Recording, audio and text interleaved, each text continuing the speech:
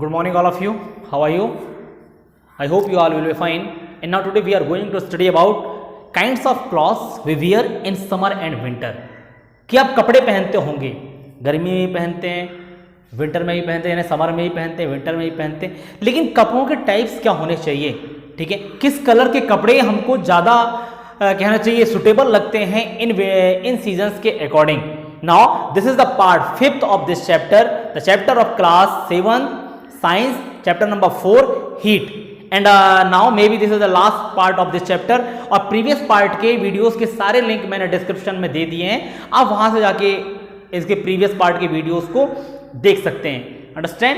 And now very first 4.5 kinds of clothes we wear in summer and winter, and then activity 4.10 and activity 4.11, and after that woolen cloth keep us warm in winter. कि क्या reason है कि woollen के जो clothes हैं वो हमको winter में गर्म रखते हैं. ना सबसे पहले हम देखते हैं kinds of clothes we wear in summer and winter. You know that in summer we prefer light colored cloth and in winter we usually wear dark colored cloth. Why it is so? Let us find out. अब इन्होंने बोला कि आपको जैसे पता है ये page number 43 का है बेटा आपकी साइंस की बुक का, ठीक है.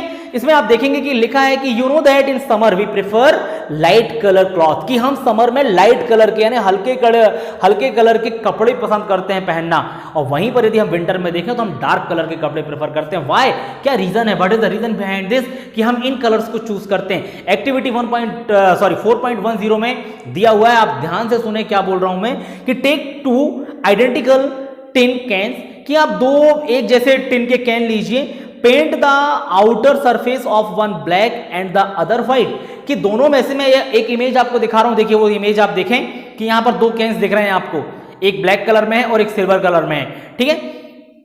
तो यहां पर बोला कि black and the other white, pour equal amount of water in each and leave them in the midday sun for about an hour, कि दोनों पे इक्वल अमाउंट पर आप पानी रखें और मिड डे यानी दोपहर के समय आप उसको धूप में छोड़ दें 1 आवर के लिए, 1 घंटे के लिए. And now measure the temperature of water in the both of cans, ठीक है, कि बोथ द कैन्स, उन कैन्स के आफ्टर 1 आवर आप उन कैन्स के वाटर के टेम्परेचर को आप मेजर कीजिए.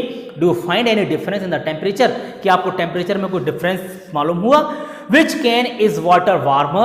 You can feel the difference even by touching water in 2 cans. क्या किसी कैन के वाटर का टेम्परेचर ज्यादा है और किसी के कम है, ठीक है, या फिर दोनों का बराबर है, या आपको देखना है, ठीक. चलिए ऊपर देखेंगे पेज नंबर 44 पे ब्लू कलर के बॉक्स में कुछ लिखा हुआ है, लिखा है कि we often use electricity and fuels like coal and wood to keep our house cool और warm. It is possible to construct buildings that are not affected much by heat and cold outside. This can be done by constructing outer walls of building so that they have trapped layers of air.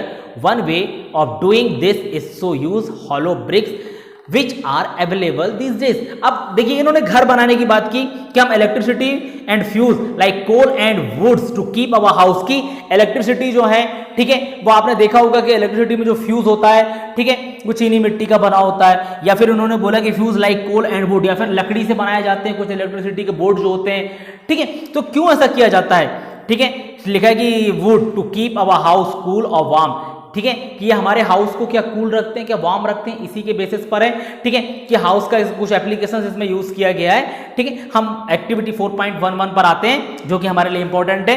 देखेंगे यहां पर क्या लिखा है कि fill the 2 cans used in electricity 4.10 with the same amount of hot water at the same temperature. अब इन्होंने इसी को रिवर्सेबल किया कि अब हॉट वाटर आपको रखना है इन्हीं दोनों कैन्स पर. अंडरस्टैंड, इन्हीं दोनों कैन्स पर आपको हॉट वाटर रखना है. एंड लिखा है how hot water at the same temperature, लिखे से एट 60 डिग्री सेल्सियस, की लगभग 60 डिग्री सेल्सियस का टेम्परेचर होना चाहिए. Leave the cans in a room और in a shed. Note the temperature of water after 10 to 15 minute, कि आप इसको कहीं छाए पे रख दें पानी को, या फिर कहीं रूम पर रख दें, और आफ्टर 10 to 15 मिनट आप इसके टेम्परेचर को नोट करें कि इसका टेम्परेचर क्या आता है. Does the temperature of water in both the cans fall by the same amount, क्या दोनों कैन्स के वाटर का टेम्परेचर सेम अमाउंट में फॉल हुआ, गिरा, ठीक है, ये आपको नोट करना है, देखना है एक्टिविटी करके.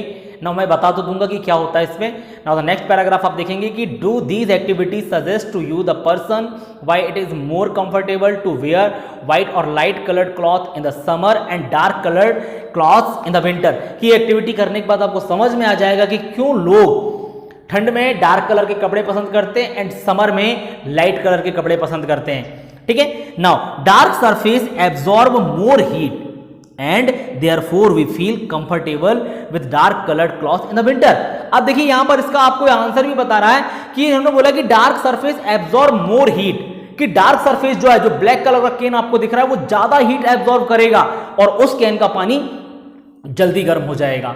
जब वो हीट को ज्यादा एब्जॉर्ब करता है, एब्जॉर्ब का मतलब अंदर की तरफ ले लेना, ठीक है, तो अंदर रखा हुआ पानी गर्म हो जाएगा। लेकिन लाइट कलर की एक खासियत होती है कि लाइट कलर हीट को रिफ्लेक्ट करता है और रिफ्लेक्ट करने की वजह से वो कम हीट एब्जॉर्ब कर पाता है और लाइट कलर में जो पानी रखा गया है, जो वाटर फिल किया गया है, वो लेट से गर्म होगा। और देखिए यहां लिखा है कि light coloured cloth reflect most of the heat that falls them and therefore we feel more comfortable wearing them in the summer।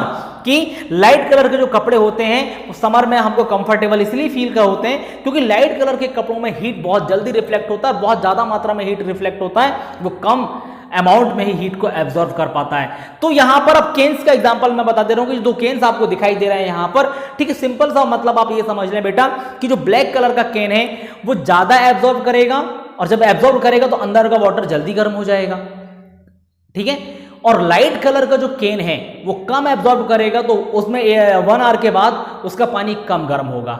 चलिए अब एक्टिविटी 4.11 में जो बताया इन्होंने कि दोनों केन्स में एक इक्वल टेम्परेचर का वाटर आपको रखना है, 60 डिग्री हीट का वाटर यदि आप दोनों पर रखें तो कौन सा पानी जल्दी ठंडा होगा, ठीक है। तो यहां पर भी आप देखें कि हीट रिफ्लेक्ट, की हीट अंदर की तरफ है बेटा, याद रखें हीट अंदर की तरफ है और हमने एक चीज क्या पढ़ी थी कि हीट जो है गर्म से ठंडे की तरफ ट्रांसफर होता है, हीट का ट्रांसफर गर्म से ठंडे ऑब्जेक्ट की तरफ होता है। तो अभी अब गर्म क्या है, अंदर का पानी गर्म है, तो बेटा हीट कौन ऑब्जर्व करेगा, ब्लैक कलर का जो केन है वो जल्दी ऑब्जर्व करेगा और हीट को बाहर ट्रांसफर कर देगा।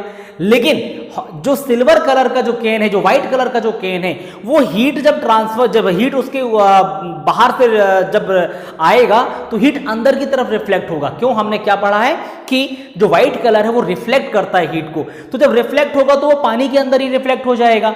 इस वजह से जो व्हाइट कलर का केन है उसमें पानी ठंडा होने में टाइम लगेगा, ठीक है। चलिए आई होप ये दोनों एक्टिविटीज आपको समझ में आ गई होंगी। Now woollen clothes keep us warm in winter, की वूलन के क्लॉथ हमको विंटर में वार्म क्यों रखते हैं, ठीक है। देखिए यहां पर लिखा है कि in the winter we use woollen cloth, wool is poor conductor of heat, moreover there is air trapped in between the wool fiber, this air prevents the flow of heat from our body to the cold surroundings so we feel warm।